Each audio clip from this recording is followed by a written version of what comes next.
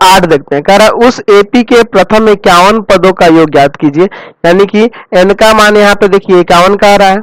अच्छा, जिसका दूसरा और तीसरा पद क्रमशः 14 और 18, यानी कि यहाँ पे दूसरा पद जो है ना 14 दिया है और तीसरा पद जो दिया है ना 18 दिया है। तो यहाँ से A2 बराबर 14 दिया है ना। चूंकि A2 बराबर 14 दिया है तो इसको A प्लस डी नहीं लिख सकते हैं, यानी कि बराबर में 14, ये समीकरण 1 मान लीजिए।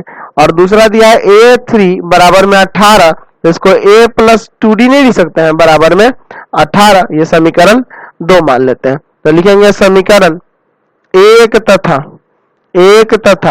2 से, समीकरण 1 तथा 2 से। तो समीकरण 1 है A प्लस डी बराबर में 14 और 2 है A प्लस 2D बराबर में 18। यहाँ साइन बदलिए, माइनस माइनस माइनस, ये कट जाएगा, माइनस का D बराबर में माइनस का 4 है ना। तो यहाँ माइनस माइनस कट जाएगा, यहाँ से D का मान क्या आ गया, 4 आ गया।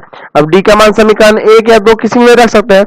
D का मान समीकरण 1 में रखने पर, 1 में रखना आसान रहेगा, रखने पर चलिए।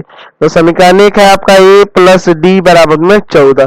तो A और D का मान यहाँ 4 रखेंगे बराबर में 14। तो A का मान यहाँ से क्या आ जाएगा, तो A बराबर हो जाएगा 14 माइनस 4, यानी यहाँ से A का मान जो आ गया 10 आ गया और D का मान आपका 4 आ गया। आपको क्या निकालना है, तो इसके 51 पदों का योग निकालना है ना, प्रथम 51 पदों का योग। तो SN का फॉर्मूला लगाते हैं यहाँ पे।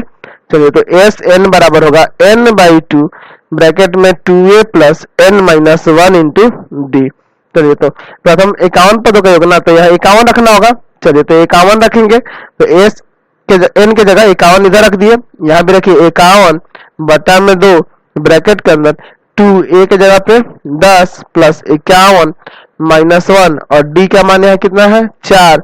चलिए, अब इसको सॉल्व करते हैं। तो ये तो कटेगा नहीं, तो S 51 बराबर लिखेंगे आप इस तरह से, 51 बटा 2 ब्रैकेट के अंदर यहाँ कितना हो जाएगा 20 और प्लस देखिए घटेगा तो 50, 50 का कितना हो जाएगा 200।